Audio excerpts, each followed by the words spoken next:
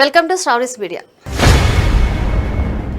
తెలంగాణలో మంత్రివర్గ విస్తరణకు ముహూర్తం దాదాపు ఖరారైంది. 5 రాష్ట్రాల్లో ఎన్నికలు ముగియటంతో తెలంగాణలో మంత్రివర్గాన్ని విస్తరించాలని ప్రభుత్వం భావిస్తోంది. విశ్వసనీయ సమాచారం ప్రకారం ఈ నెలాఖరులోగా మంత్రివర్గం ప్రక్షాళనతో పాటు విస్తరణ ఉంటుందని ప్రచారం జరుగుతుంది. కేబినెట్లో ముఖ్యమంత్రితో కలిసి 18 మంత్రులకు స్థానం ఉండగా ప్రస్తుతం 16 మంది మాత్రమే ఉన్నారు. మంత్రివర్గంలో మరో 2 మంత్రి పదవులు ఖాళీగా ఉన్నాయి. ఈ 2 పదవుల భర్తీతో పాటు మరో 3 తప్పించి వీరి స్థానంలో కొత్త వారికి అవకాశం ఇస్తారని గాంధీ భవన్ కేంద్రంగా చర్చలు జరుగుతున్నాయి.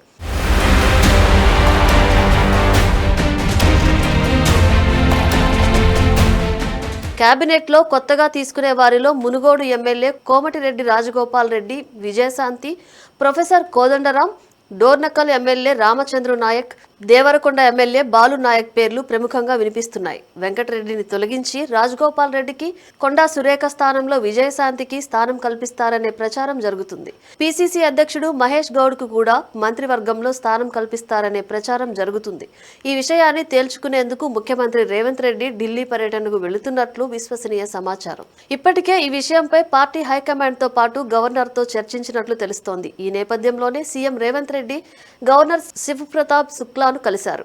జూన్ 12న పాఠశాలల పునఃప్రారంభం సందర్భంగా విద్యార్థులతో నిర్వహించే సభకు గవర్నర్ను ఆహ్వానించారు. దీంతో పాటు ప్రస్తుతం రాష్ట్రంలో నెలకొన్న తాజా రాజకీయ పరిణామాలు, పాలనాపరమైన అంశాలు చర్చకు వచ్చినట్లు సమాచారం.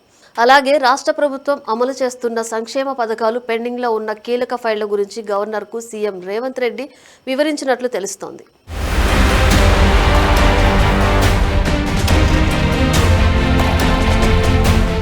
త్వరలోనే మంత్రివర్గాన్ని విస్తరించే అంశాన్ని గవర్నర్తో సీఎం రేవంత్ రెడ్డి చర్చించినట్లు తెలుస్తోంది. ప్రస్తుతం ఖాళీగా ఉన్న 2 పోస్టులతో పాటు 3 మంత్రులను తప్పించి వారికి ఏఐసీసీలో పదవులు అప్పగిస్తామని సీఎం గవర్నర్తో చెప్పినట్టు తెలుస్తోంది.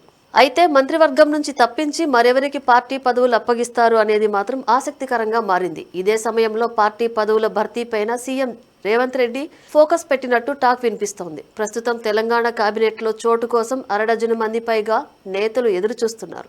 మంత్రివర్గాన్ని ఎప్పుడు విస్తరించినా తమకు బెర్త్ ఖాయమని భావిస్తున్నారు. ఇందులో కోమటిరెడ్డి రాజగోపాల్ రెడ్డి పేరు ముందు వరుసలో ఉంది. గతంలో రాజగోపాల్ రెడ్డికి మంత్రి పదవి ఇస్తానని కాంగ్రెస్ పెద్దలు హామీ ఇచ్చారు. దాంతో మంత్రి పదవి ఎప్పుడిస్తారంటూ ఆయన పార్టీ పెద్దలను కోరుతున్నారు. అయితే ఆయన సోదరుడు కోమటిరెడ్డి వెంకటరెడ్డి మంత్రిగా ఉండటంతో పార్టీలో కొందరు తీవ్రంగా వ్యతిరేకిస్తున్నారట. అందుకే రాజగోపాల్ రెడ్డికి మంత్రి పదవి దక్కడం లేదంటూ పార్టీ పెద్దలు చెబుతున్నారు. కానీ రాజగోపాల్ రెడ్డి వ్యవహారాన్ని ఇలాగే వదిలేస్తే తమకు నష్టం తప్పదని సీఎం రేవంత్ రెడ్డి భావిస్తున్నారట. ఎట్టి పరిస్థితుల్లో ఆయనకు మంత్రి పదవి ఇవ్వాలని డిసైడ్ అయ్యారని తెలుస్తోంది.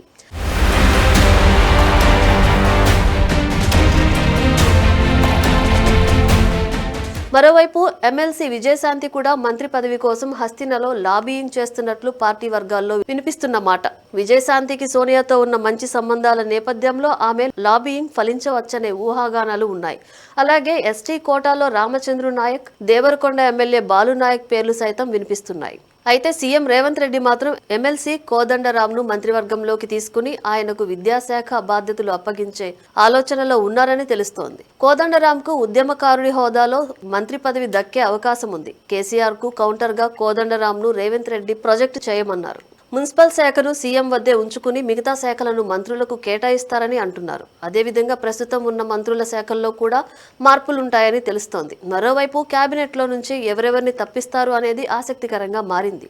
ప్రస్తుతం కేబినెట్లో సీనియర్ మంత్రుల సేవలను పార్టీ కోసం వాడుకునే ఆలోచనలో పార్టీ పెద్దలు ఉన్నట్లు తెలుస్తోంది. ఎన్నికలకు మరో 2 ఏళ్ల సమయం ఉండటంతో వారికి ఏఐసీసీలో కీలక పదవులు కట్టబెట్టి పార్టీ కోసం ఉపయోగించుకోవాలని భావిస్తున్నారట. పార్టీలో బలమైన వాయిస్ ఉన్న నేతల పేర్లను హైకమాండ్ పరిశీలన చేస్తోందని కాంగ్రెస్ వర్గాలు చర్చించుకుంటున్నాయి.